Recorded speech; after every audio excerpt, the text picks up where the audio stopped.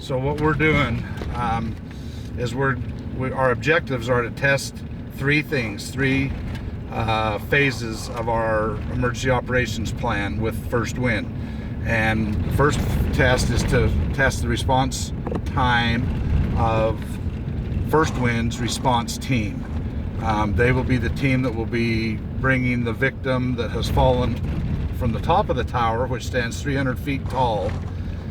They will be hooking up and retrieving that victim back to the top of the tower, and then they will bring him down tower to the lower platform, where our medical team will then take over and start medical care. In the meantime, because of the type of the mechanism of injury or this accident, we have deployed Lifeline. Lifeline will land on scene, do their portion of what they would normally do with this kind of injuries on this victim, and then they will load. And normally they would fly, depending on the severity of the patient, they would fly probably either to Salt Lake or St. George, but for the purpose of this drill, they're just going to load the patient and fly and land at Milford Hospital. So the second objective is we're going to be testing the response time of fire. Third objective is testing the response time of our EMS personnel. So threefold is response times that we're really trying to capture and make sure that everything works out fine for the purposes of this exercise. Now, in the real world, when this event would unfold, if they call in for medical care or whatever, right here at what they call the Y, here at Antelope Point, there's a kiosk, and it sits over here on the left, and their wind farm personnel will sit there at that kiosk and wait for emergency personnel to arrive and instruct them where to go, and they will actually escort the teams in so that they're going in the right spot. Because when you get down a little further down here, the road split in a couple of different directions, and unless you really know where you're going, you see how rough they are, man. Unless you really know which way to go, it's kind of difficult to know where these towers are. These towers out here, there's 300 towers out here that are operated by SunEdison now, and there's two different types of towers. There's what they call GE. Look at the antelope here in the road. There's GE towers and Clipper towers. So there's two different types of teams out here, technicians that work on these towers. And there's a whole herd of them. Look at them all right here.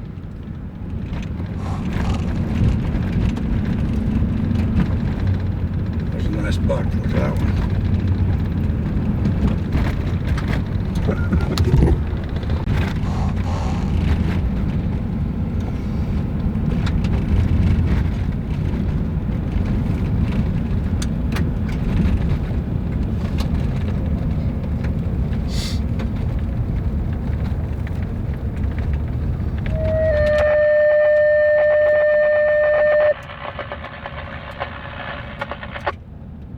Milford Fire, Milford Ambulance.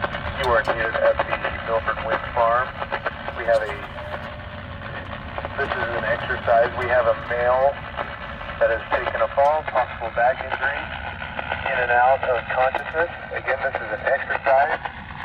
We will have someone waiting there for you on the geothermal road to guide you to the scene. Again, this is an exercise for Milford Fire, Milford Ambulance. Have a safe 1254. Dispatch 1 Victor 20, same traffic. I'm on scene overseeing this exercise. 10-4, 1255.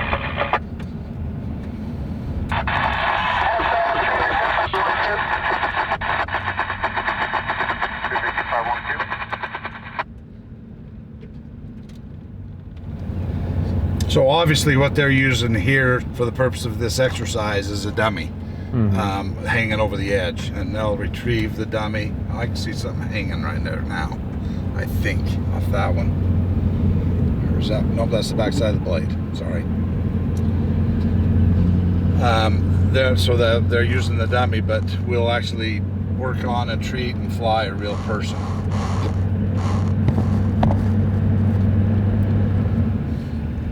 Yeah, it's just that email that we met up with the pilot test. 10-4, 1303.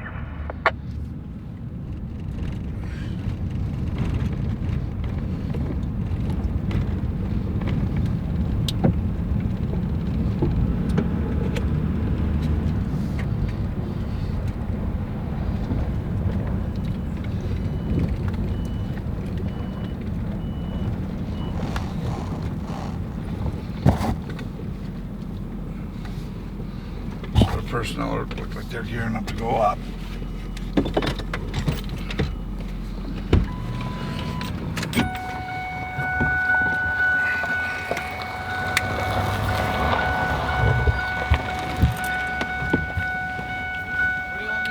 Right, you're fine right there, Steve.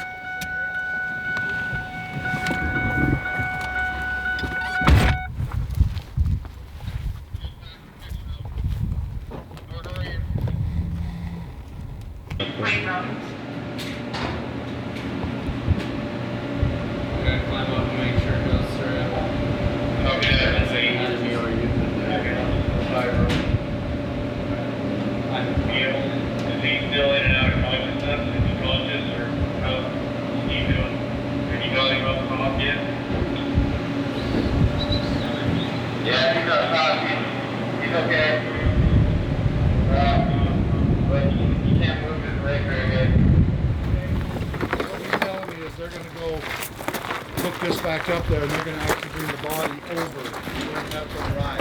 They're bringing it over the edge. Where's that? Just go to that next disconnect right here and watch it go up. Hold on. Hold on. We got to hook this up. Come on now.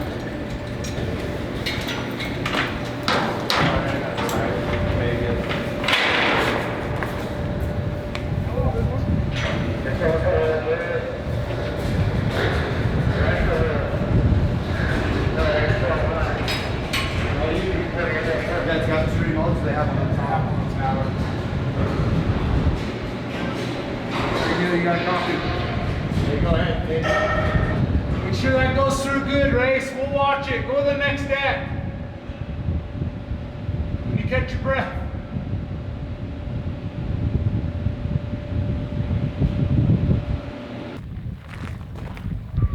We've got 4 on guard, and there's an additional ambulance behind us that has 3 in it as well. Copy that, thanks.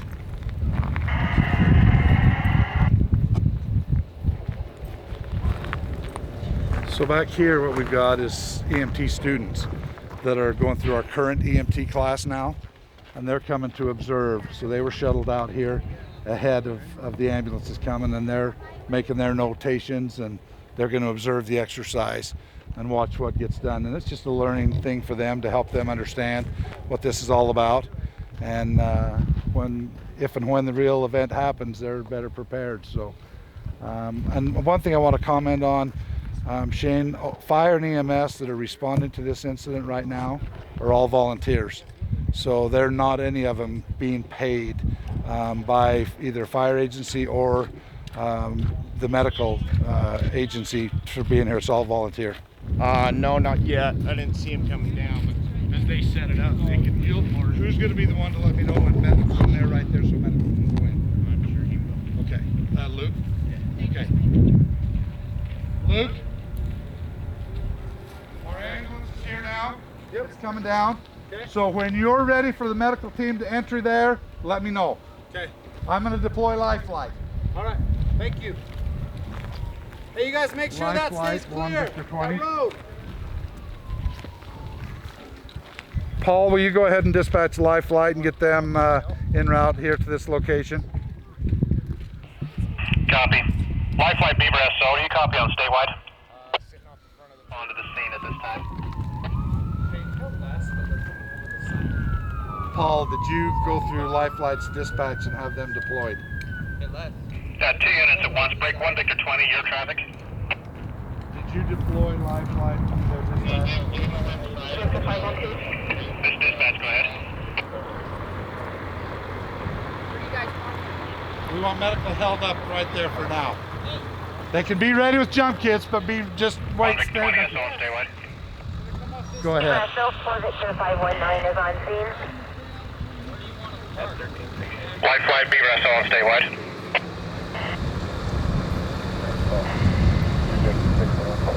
Lifeline, just to confirm that you are launching at this time. Have them hold up right there with their gear until they're ready to go in. Are you needing coordinates?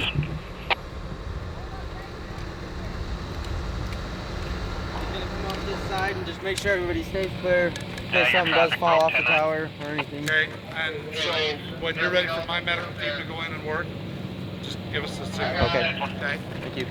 I'm gonna brief these guys. You got the remote?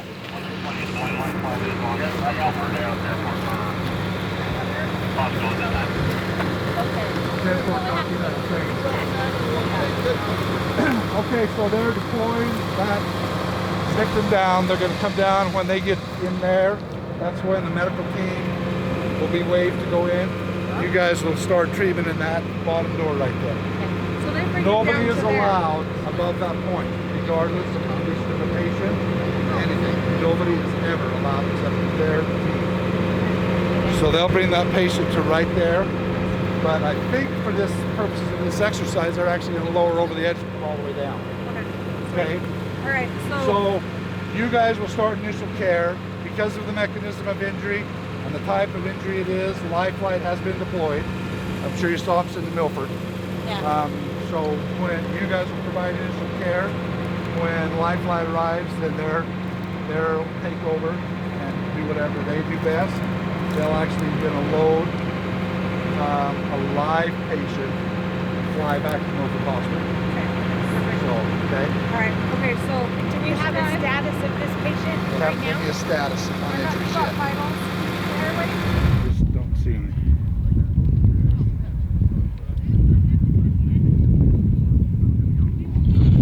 Man, that's high.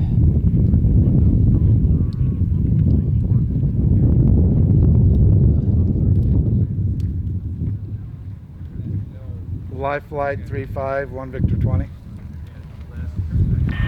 Go ahead for Lifeline 35. Okay, I can hear you. I just don't have a visual on you yet, but I can hear you.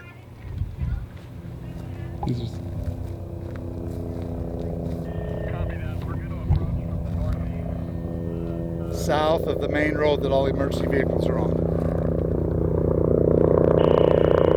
Copy that.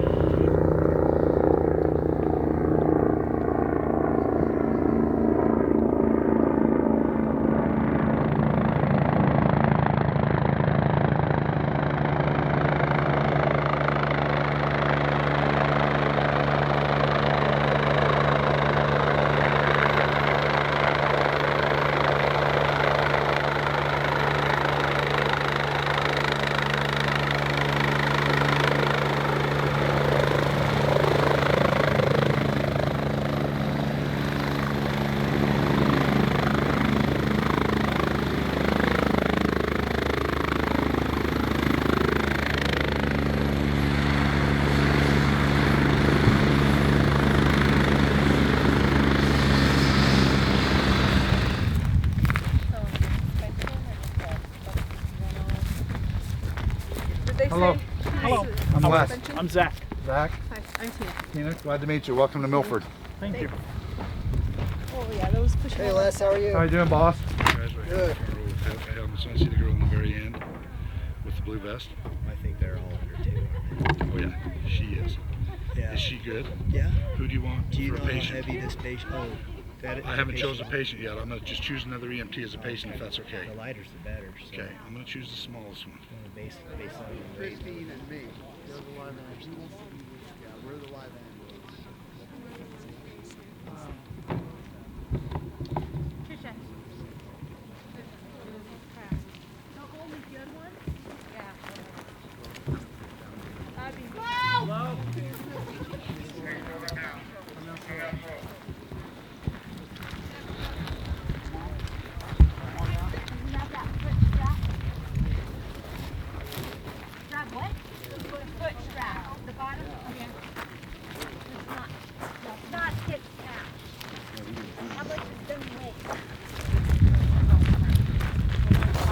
full legs. So I hope there's never a real patient on this.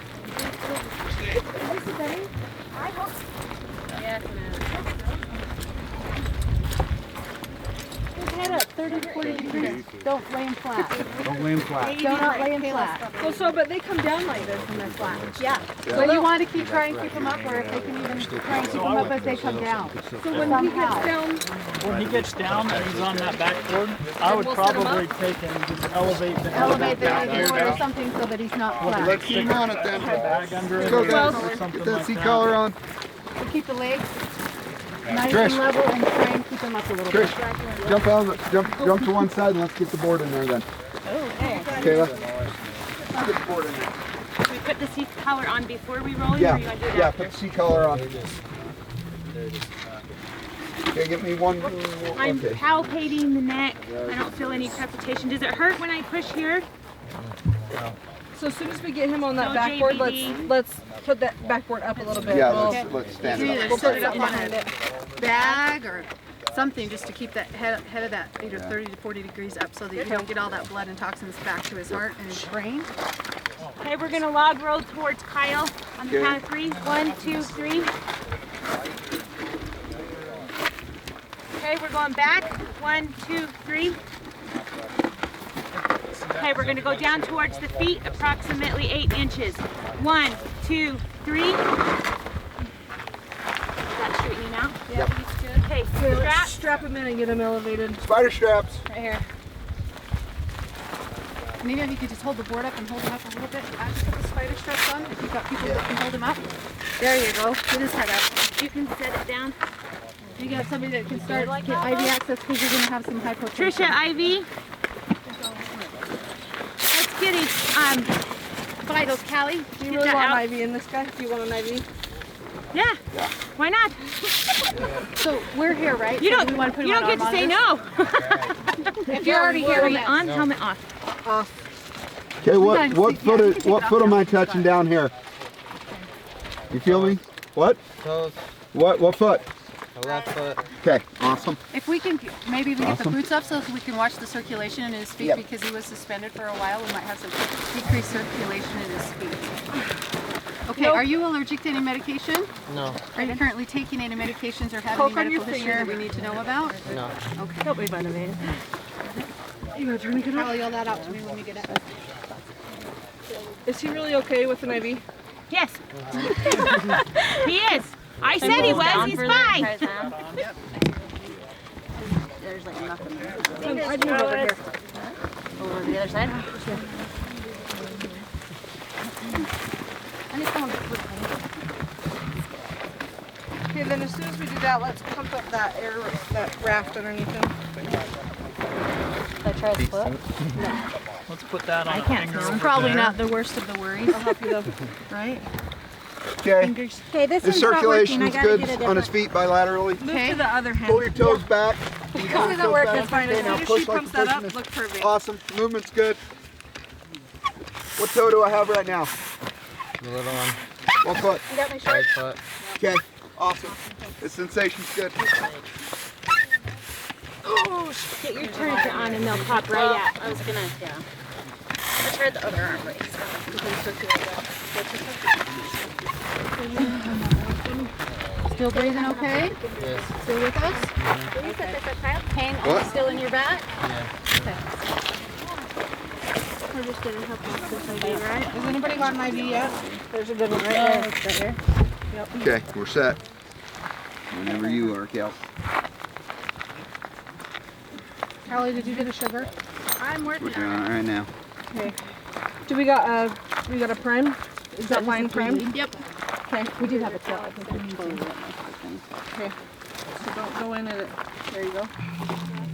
Poke. Did we get it? Yep. No. Good to go. Fluids, some NS on a pressure bag. Do you guys have a pressure Wow. bag? Yes, we do. In the IV bag. Dude, your blood sugar's 55. For real. It really You is. need to watch out. Take some slow deep breaths. Hand me a 20. You looked a little pale.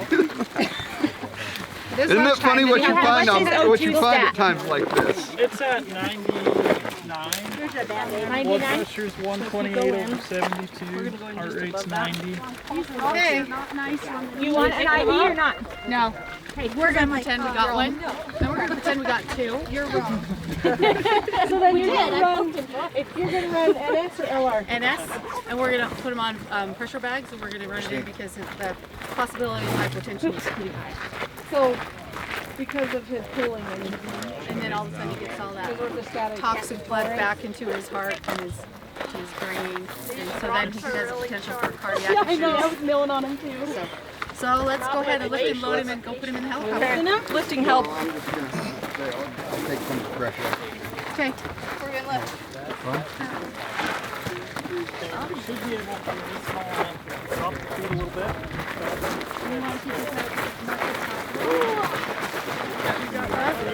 Here.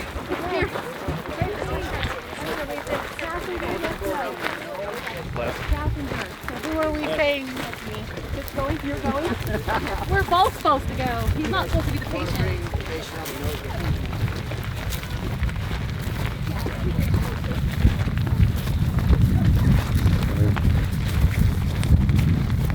You'll go in feet first.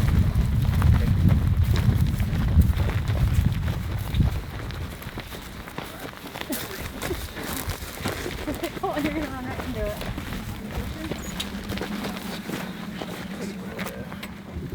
How you doing?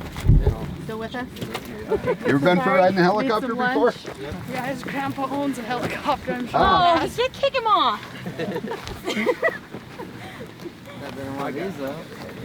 Grab this pump and I'll go on the other side. You're really gonna go? You're really gonna fly? He's a Carter, huh? Are you down with that?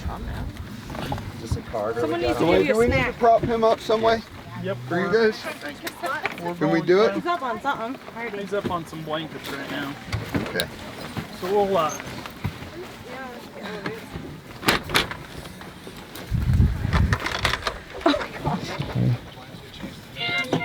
Where do you want me? Do you guys have Milford Hospital's radio?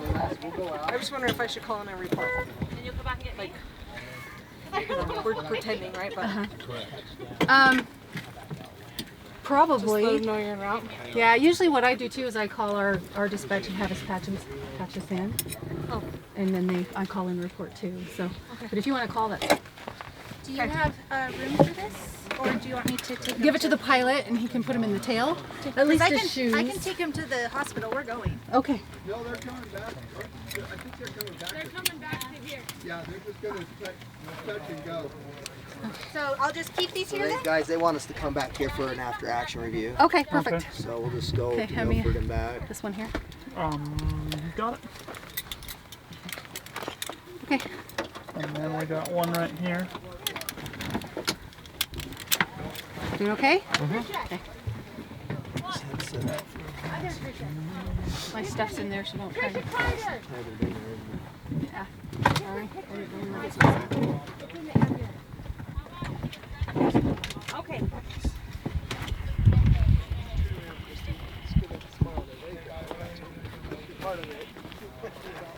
Do I need to be Vanna?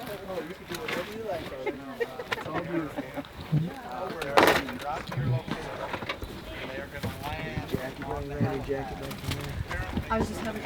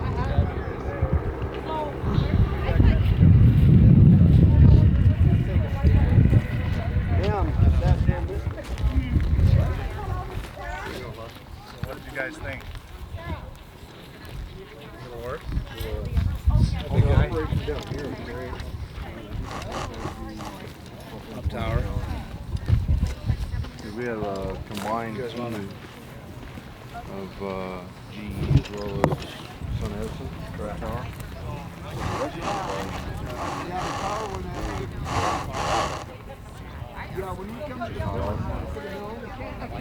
Exactly.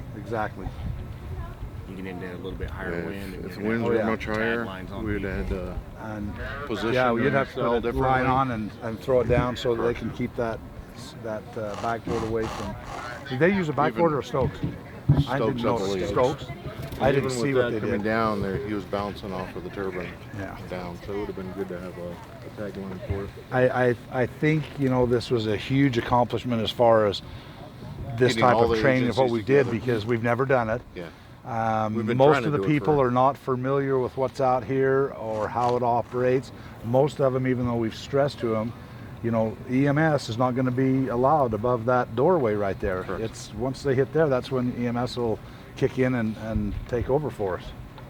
So Yeah, it's they're thinking, well, that don't sound right because those people aren't medically trained. Well, medically trained or not, you're high angle rescue trained, and that's the key thing, getting them to the ground safe. So That's the comforting thing for us, me as a technician, is knowing that the EMTs and everybody at least are familiar with the site and, kind of understand the layout at least. And I mean, they're going to be, following somebody in, but still at least they're familiar with, exactly. oh, it's 10 row, okay, it's going to be clear in the back or whatever. What did you think? It's good, because that was one interesting things that the high angle guys see. Because I didn't notice that bouncing off, but I wasn't really looking for it either. See, an idea was You know, The watching up transition tower. off of the edge of the nacelle down, That was and kinda then when he popped off of the bottom of the nacelle, he swung quite a bit. And unfortunately, from up top, it's very difficult to observe once he goes past it what the rate of descent he was going at. If you notice, there were several sections that he dropped at a quite high rate. yeah, right here too. And Right, it's yeah, coming and then it back was pretty kind of jerky on the last 10, 15 feet. So those are the things that we probably need to pay attention to. Nature Petzl or? Yeah. I mean, you almost couldn't do that. On a touchdown, it would be it's a controlled descent. It's in the device itself. It does like 7 feet per minute, where the Petzl is hand controlled. That's why it was. And that might be something that Sean wants to review with you guys, the difference between the two. Have you seen both devices? I've only seen the one. The Petzl or the The tractor? Petzl. You kind of briefly showed Nolan and I one day yours, but we didn't go over it in detail at that time. So that might be a good idea just to familiarize us with it. Not that it makes any difference because we're not going to be the ones doing it. But But based on the conditions, you might make a recommendation. Right? Yeah. You've seen the Petzl in operation. conditions can drastically change both of those things right there. Correct. Yeah, if there was a lot of wind and you had him just man. zipping all of a sudden, things could get pretty ugly. Yeah. Man, it's whatever. yeah. Well, and I've been watching the weather and just thinking, okay, we're going to be in. Yeah, this is scheduled for tomorrow. We're going to be in good shape, but I kept thinking, normally around here the winds are customarily out of the south at 20 mile an hour or better. So. Which, if that would have been the case, we'd have had to yaw one direction or the other so that he would have been pushed away from the turbine. Exactly. Yeah, I think the other thing, my flight, because he talked about that other, I guess there's some workers and cranes over several rows down. That was what was his original thought, is that, that's where I'm going, but then you talked him over here, once you have the visual and stuff, which is helpful. This is the strobe markers that we use. We use them on car accidents. We use them for a number of different things. We can set up a landing zone no matter where we are. They do have a magnet on the bottom of it, so we can set them on a vehicle. We could set them on the side of a building and use them for different things. But if we was in a night operation out here, we would have stakes pounded in the ground. These would set on those stakes. They turn on, and that gives the pilot a perfect indication of what his area of landing is, which is safe, and that's what he would go with.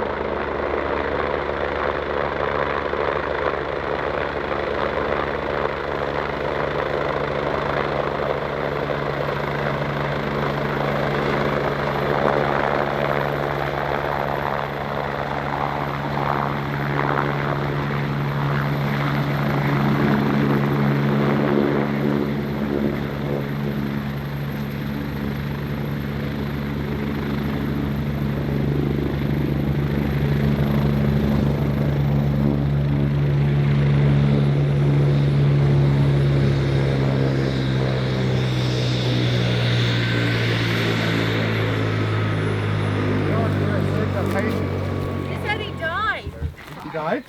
The patient said he died. Everything that you guys would have except for I don't want that in our AAR. There is a burn center in Provo. There's better burn centers. But if he's telling you he's dead, I don't believe Before him. you guys leave, can I get my ambulance crew some pictures Absolutely. with you guys? Okay. How was the fly? It was fun. Way fun. If there was a fuel issue going Vegas, we would just stop at our pad, full of fuel, and just keep going, be like 5. Pete, if I let you guys be first for the AAR, you guys need to get out of here. We can split, yeah, that'd work for us. That's up to you. If you want to stay for the whole AAR, you're welcome. Yeah. But if you're needing to go, I'll. Yeah, because we still got to get fuel and get back and set up. Let's go over here then, and we'll start this and then get you guys airborne. Oh, they're coming here. Okay, everybody, come on over. Dude, send me Here we are. I didn't take a damn picture with this. Kid, you got it right? Is this fiberglass? Sweet, dude. I wouldn't know. Nice. First of all, I want everybody to give yourselves a round of applause. Okay? First and foremost, I think everybody did a great job. One thing we're taking away from the exercise, if nothing else, is if everybody learned one thing, the exercise was successful. Okay? That's what we want to look at. I want to thank Life Flight for participating in this.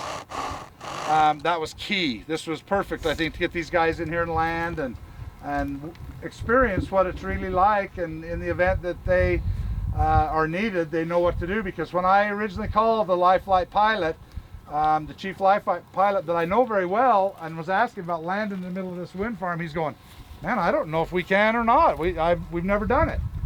We don't know what kind of turbulence was generated. So I brought him out here personally a week ago, and Luke and I did a tour, and we went to a spot, and everything worked out great. So what we're doing now, we're going to take the opportunity to do what they call an AAR, and I'm going to do it by agency. So when you're within that agency, if you've got something to say that's an improvement, we want to know it. If it's something that was detrimental to either the patient care, or the way the landing zone was established, or the way our emergency vehicles were positioned, we want to know that, because Sun Edison cannot fix the problem if they don't know about it. I can't fix the problem if we don't know about it. So it's an opportunity to have constructive criticism, if that makes sense, okay? So one thing I want to touch on that I was asked about is, what would we have done if this exercise was at night? And we would have done basically the same things. However, we would have emergency vehicles probably with no lights on, and we would set up a landing zone with these. And I have these on each of my rescue trucks. I have a set in my vehicle, Nolan has a set, and every deputy has a set.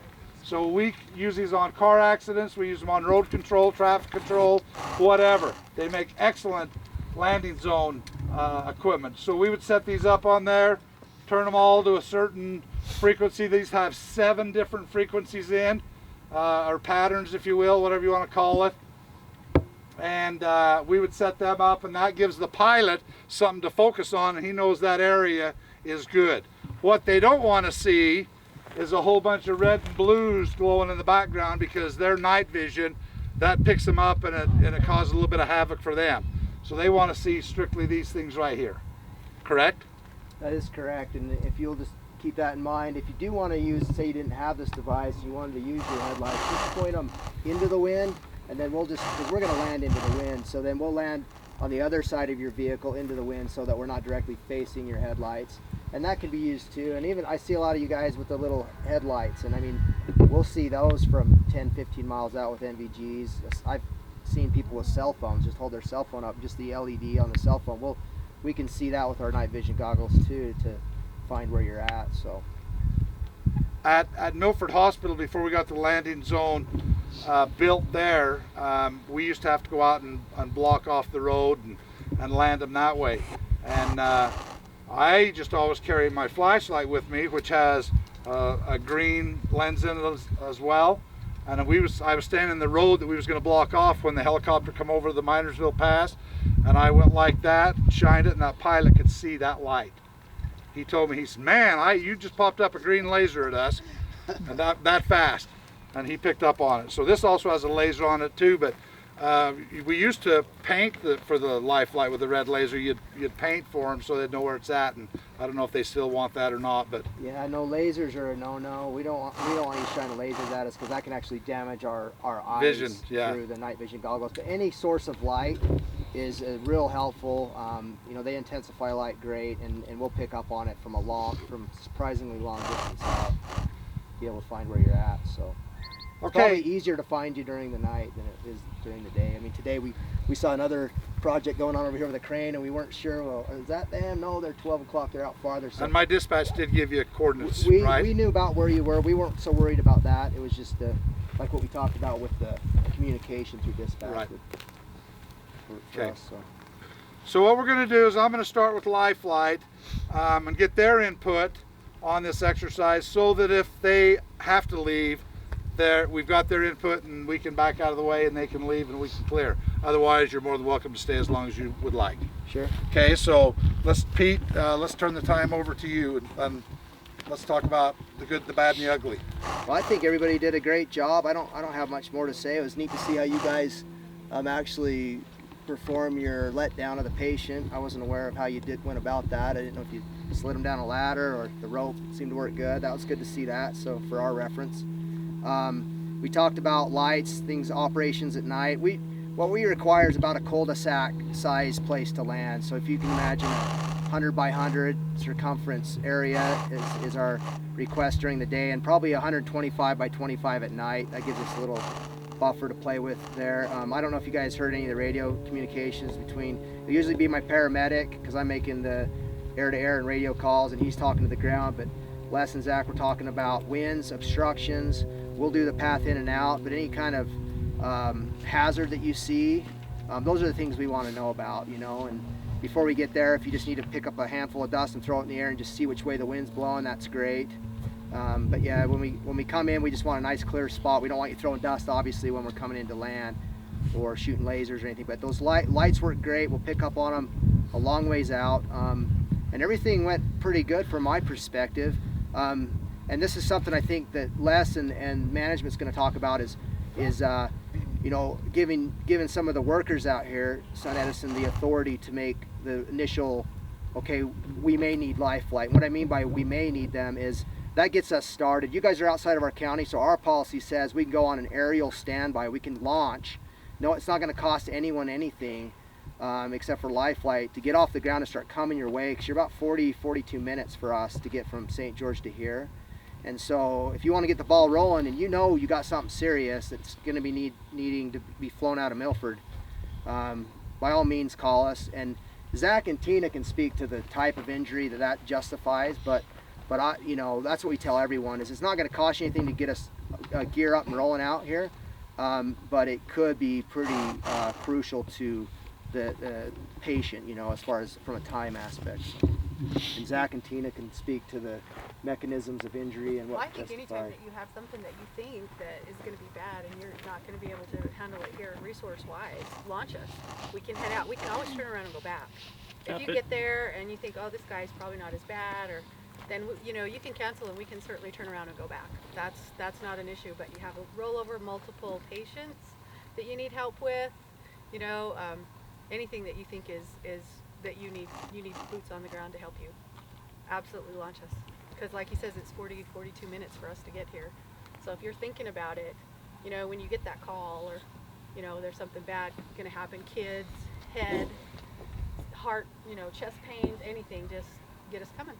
And we're more than happy to take off and head out this way. I kind of have a question for you guys.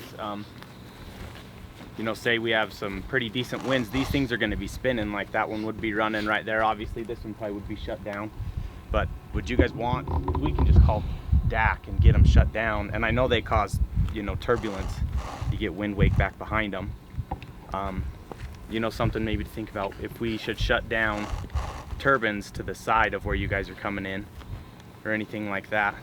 Correct me if I'm wrong, but most of the turbulence, it's going to vector air towards the back end of the power head, right? Mm-hmm. And me personally, I've had the opportunity to fly out here when these are spinning, because I've worked for Sun Edison and done power line stuff. There is a little bit of turbulence. It was about a 15-20 knot day, but it's not as bad as you think. I mean, you know, obviously we want to avoid that, so we would probably prefer to land on the front of the power head, you know, out in front of it versus behind it, and come in and approach that way. But if the winds don't work out that way, you know, we'll figure out a way to get in. I don't know how long it would take to do that and what hoops you got to jump through to do that. It would take us a phone call. That's a phone call. Then by all means, because like I say, probably should. Yeah. Well, the one that they're hurt on obviously is going to be shut down. Yeah. Anyways. But the adjacent one next to it. Also will help live flight too, because they can see the turbines. Yeah. Yeah. That's where we need to. Yep, and that would work because we'd be able to find those most likely easier with our searchlight.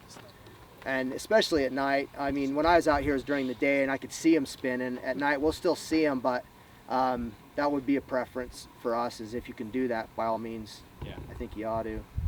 That FAA light up there won't mess with you at all, like trying to find No, the little beacons that show the height of it, no, that should mess with us.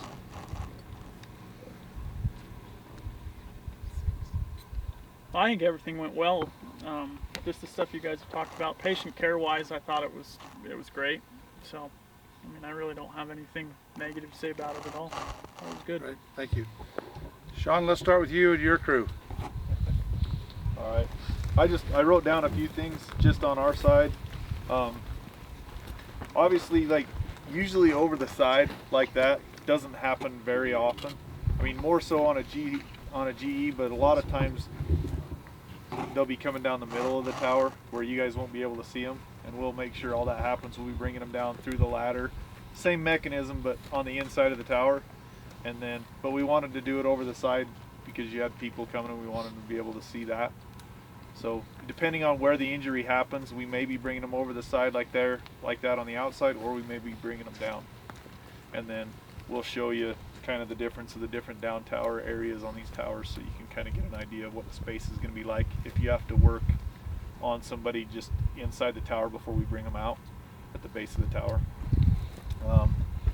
I think that just on our side of things, if we are bringing them over the side like that, we had a nice calm day today, but it wouldn't hurt. We want to make sure we have a tag line for that victim to keep them away from the tower and keep them nice and steady. If we have a windy day, we'll have a tag line that goes on when we're lowering them over. I'll just make sure we have a little better communication when we're lowering the victim between the down tower guys and the up tower guys, because the up tower guys can't see, and they have a mechanical, you know, it's a Petzl ID that they have to find a sweet spot, and it's not just one speed. You guys saw how it kind of would come like that because they can't see it. So we'll communicate a little better that way and get them down a little smoother. Those are kind of our takeaways as far as what we can do better. And then obviously we probably wouldn't have this many people in the way on our real situation too. But just that congestion, we don't want to congest things for you guys, and make sure everything stays out of the way so you have access to everything you need. And then Steve, real quick, I think you guys are all one team now under Sun Edison, but still have technicians for Clipper and GE. Correct. But let's just talk real quick before we move on with your crew. You use a different lowering device. We use a track than what these guys use. Correct. So is there at some point in time that's going to be universal or a standard that you both will use the same thing, or is it going to always be different? If we had our way, we would all use track tilt, but there's other powers that be that we're Make that pencil. decision. But either way, we'll make sure we get them down for you, and then once we get them down, then we'll. And obviously that won't affect us because you guys are the ones running it, but right. It's. Yeah, there was. It could affect the patient. There were some takeaways between us too that, right. Because their guys aren't trained on the Petzl system, and once in a while, the GE guys and the Sun Edison guys will be working together on a tower, and so we need to make sure that everybody's trained on both systems for now until we can hopefully get to where we can all use the same one. Yeah, Perfect. I think that's going to be key. Next week, both of our EHS specialists are going to be in town, and I think that's a great opportunity for us to review not only the lessons learned, but observe the lowering of the patient. That seemed to be a bit rough in some sections, and discuss which option is best for a exterior evacuation. We did get that video that being lowered, correct? Perfect. Okay, let's move on with the rest of your team. I have a quick question. Is it policy procedure, and I'm not sure what company addressed this, are you guys going to stage at an intersection to show medical personnel and stuff like what tower, or do you guys have these numbered? Like, how the heck am I supposed to find you guys? Yes, and yes. So there is going to be people staged. The initial plan is that at the kiosk when you left the geothermal road and started on to Antelope Point, there will be somebody there. And who is that? To escort whoever is on duty that day that's been assigned for that assignment. Because that could change. Ultimately, it's my responsibility. I'll be telling whoever is available to go meet at the kiosk. And then you guys are in radio contact to the individual that's at the tower. Yep. Okay. And then, so we also have provided maps. That just was my next comment. I have laminated maps that we're going to be putting in rescue vehicles, deputies' vehicles, and ambulances that have the directions, kind of, if you will, or a map showing the different rays in here and how to get into them. So we have that. And essentially, it's 10 rows of turbines, and so the first number is what row they're on, and then they go low to high. East to west. The low numbers are east, higher numbers to the west. So this is 911, that's 910, 99. How appropriate that we're at the 911, right? We're just 6 miles from Delta. Okay, Steve, let's continue with your crew on comments, concerns, questions. Oh, I went through everything I had. Any of you guys have any? I just want to mention, like 6 row and 4 row, you can't get to from the county road. Yeah, there's certain roads that you can't get to them from the county road, and it's on the map that you have to go off on that angle road, or we call it the spine road, to gain access to that array. But that'll be on the map too. And each of our agency supervisors will be going over that with their agency when I give them those maps. Okay, perfect. Do you have enough of those, by the way? I might need some more, but I'll let you know. Okay. I might need some more of those. And we have a PDF too. Okay. Somebody wants. Steve, any more comments from? Yeah, one of the initial observations that we made when you all first come to the turbine, especially if it's an exterior evacuation, understand that the guys are up there with multiple different components related to that rescue device, and at any point in time one of those could be lost off the side of the turbine. So we always have a 60-foot radius around the turbine that we do not access whenever anybody's up tower. So make sure that whenever you're approaching, you're in constant contact with the rescue people, and not approach that area until the person is down. I do know one thing that we have provided helmets to all of our firefighters, and I know that the ambulances have so many helmets on board as well. And I believe that's standard procedure. that they, in the situation that they would have helmets on. Just or understand that anything out this here. is a kind of a lifesaver per se, but we do have pictures of people dropping even just a small bolt that'll go right through the roof of a vehicle. It'll go into the block of the motor. So just make sure that you're respecting that area. 60 feet. One of the things we always talk about is if something goes longer, you know, Les, you know, he's our incident commander, and that would be one question for you, Les, is you've mentioned their safety officer, and make sure we have the incident command structure in place, and maybe talk a little bit about that, because that's how, if an incident is bigger particularly, we need to be in that structure for reimbursements, for, you know, bringing in other partners and maybe state or federal assets, and so it'd be helpful to take a minute to educate on that, because that's an important piece, that particularly when it's a bigger incident. And we just did training the ICS 402 for the elected officials, because most of the elected officials don't know their role when it comes to an event that they're going to be involved in. And when I start making assignments, they're looking at me like, what? But there's certain things that they need to be doing in an incident, and I assign those positions. So 3 positions that I assign right off the bat when I arrive on scene and start being the incident commander is I grab, as I refer to, a girl Friday, and that's my scribe. And it may be a guy, it may be a girl, it doesn't matter, but it's whoever I think is going to do the best job scribing for me. That's key for me, because I don't have time to do that.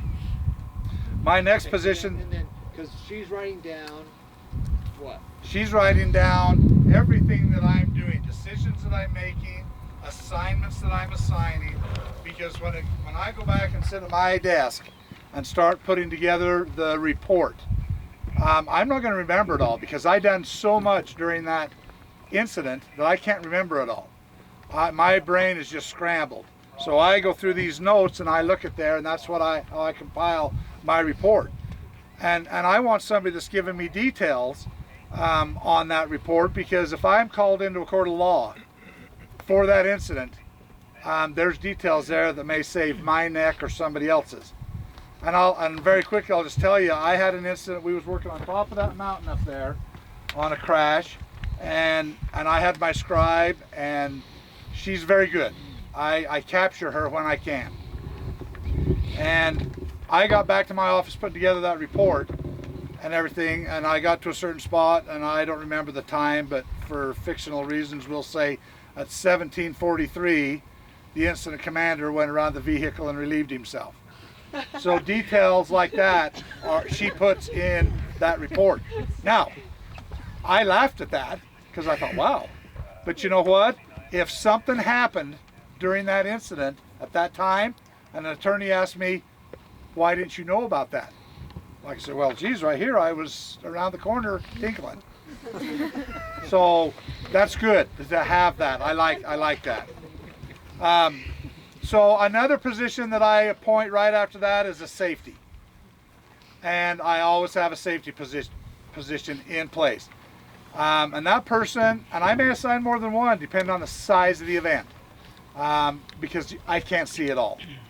And from that point, depending on the magnitude of the incident, is when I start filling those other positions.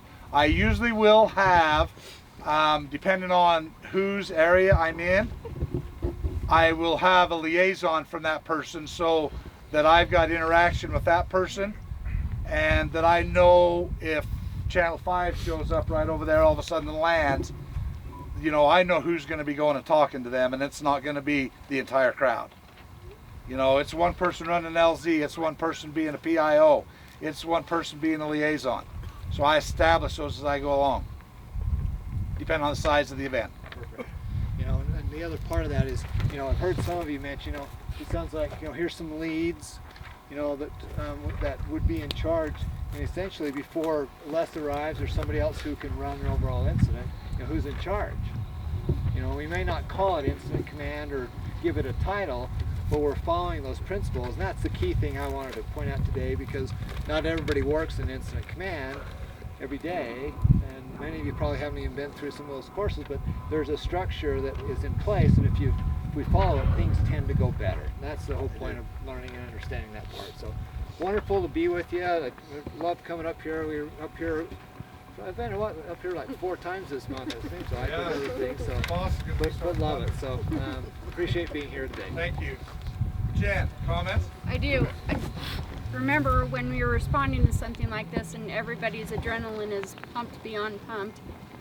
Especially these roads out here, what we experienced today, there's animals out here. Watch your speeds, because there was a little slip, we were talking about it, you know, yeah, it's all fun and games to slip and slide, but you know, if you're responding, your foot is like, you know, mine is anyway, dead head. Also, when you jump out, half the time when we come to scenes and stuff, you're so excited that everyone just stops right in the road. Be cautious and conscious about parking, and so that we can get medical or other personnel or whatever we need to. Park in the dirt. You know, let everybody be able to get around you. That's one of the things, I mean, you guys didn't get to hear it on the radio, but that's one of the things that we said was, we told everybody if they were responding to make sure EMS would be coming in from the east, so if they were going to park on the west of the tower. Okay. Yeah, that kind of stuff. Did I miss anybody that has a comment? I should have talked earlier, but my suggestion for me, like you said, we all come in, and as an EMT, I have a bad habit of tunnel vision. So like you said, as the guy's coming down the tower, I start to see him go faster, and I have the mommy syndrome where I go, oh, shoot, you know. So if you guys are out here and you know the protocols, don't let me run in like that. Come and put your hand on my shoulder and say, ma'am, you need to stand back. And I've got a Snickers bar for any of you that dare try to tackle her. But I'm just saying, you know, I went in there doing what I thought I should have been doing by keeping the patient level before he got to the ground. So if I am doing something wrong and you have a protocol to help keep me safe, because I get tunnel vision, and my firefighters, when we show up on scene, they're really good at watching our backs. We try to watch our own backs, but the fire department helps keep us safe on scene, and if they're not here, then we rely on you guys to help keep us safe also. Christina, on that note, I want you guys to know, you know, that's what law enforcement's here also for. I noticed that we had a brother of the injured patient, and everybody's been on a scene where that brother, let me in there, that's my brother, that kind of thing. Turn to your law enforcement and say, can you handle that jerk? Can you get him out of here? You know what I mean? That's what we're there for too. You know, I'm not saying all deputies, I'm saying for myself. You guys ever need help, you know, I don't know what the things you guys call. I'm like, you know that orange thing, you want me to grab that? Yeah. So I'll grab it or whatever, but I'm there also to help. I have my own things I have to do on scene, but I'm also there to help. I can lift, I can do, and you know, use us. And the crazy brother that she's talking about, and different things like that, we just experienced that, and we're still dealing with that. In all reality.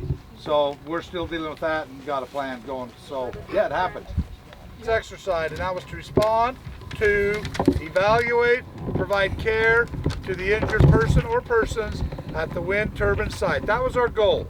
Did we meet that goal? Yes. Okay. Our objectives, which we haven't done yet, but it's first on the list, Luke will talk about that in just a minute, is a site tour. And that's for responders. I thought that's what we did on the way in. Well, a lot of them apply. So the second one is test response time for first wind and Sun Edison. Did we meet that objective? Did you keep track of that, Sean? I have the time of when each thing arrived, when the backboard, everything.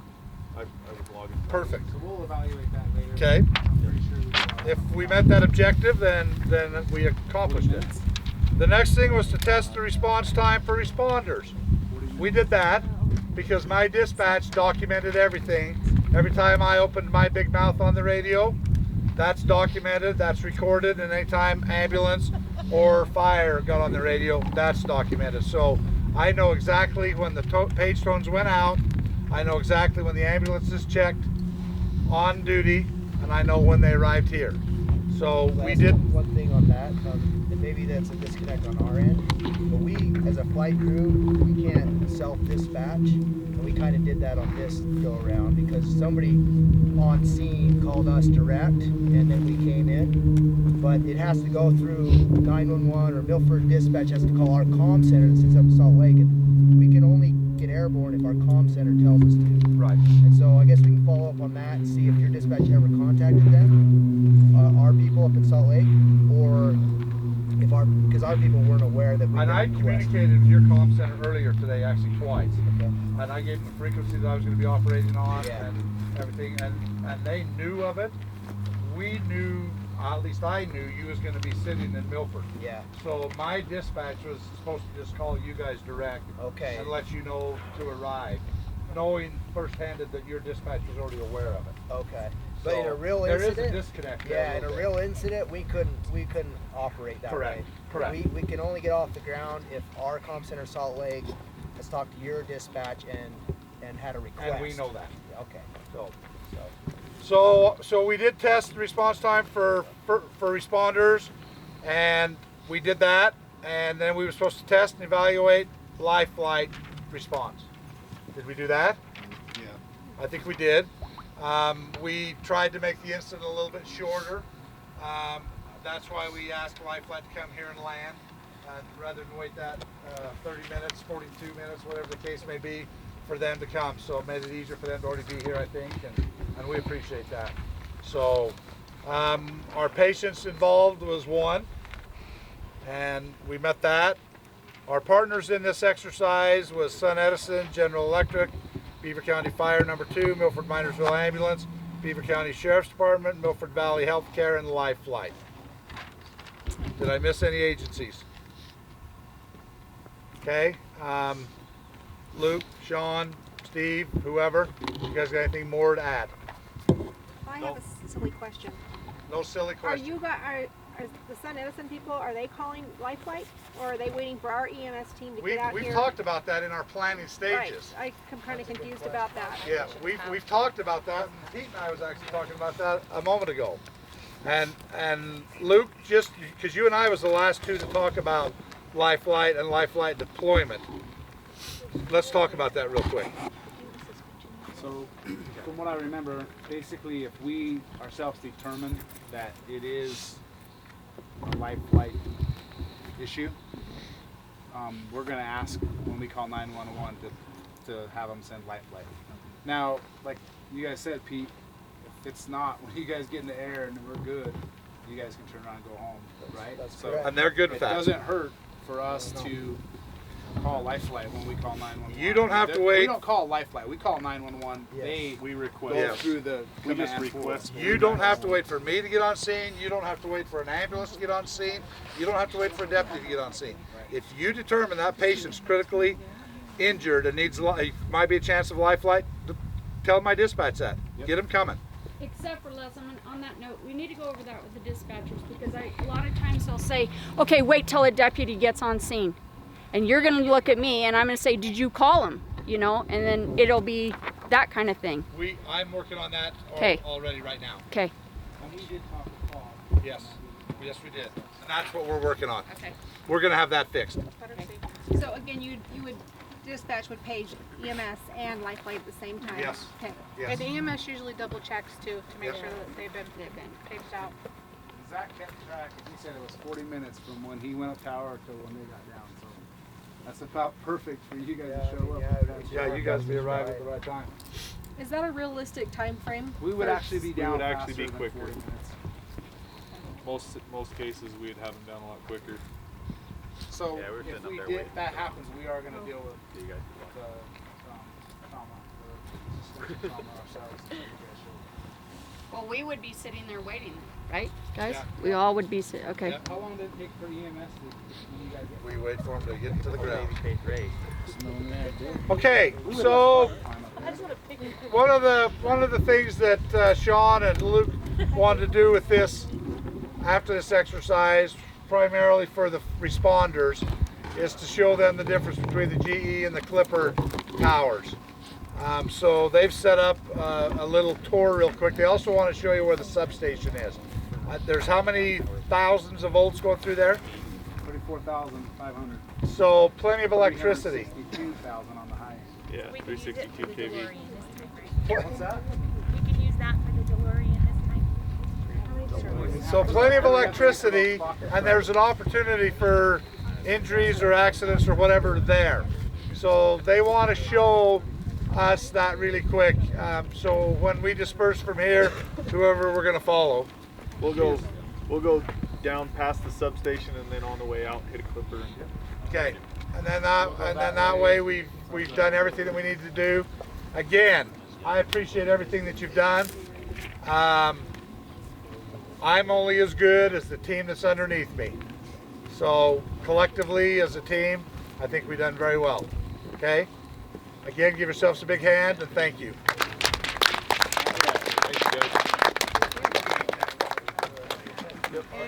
Let's get everything out of the way so they can get out of here.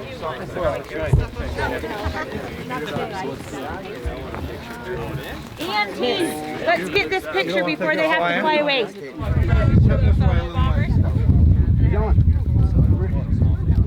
gotta tell them to smile, dude. Your credit cards are falling out. Just take it out. Steal her credit cards.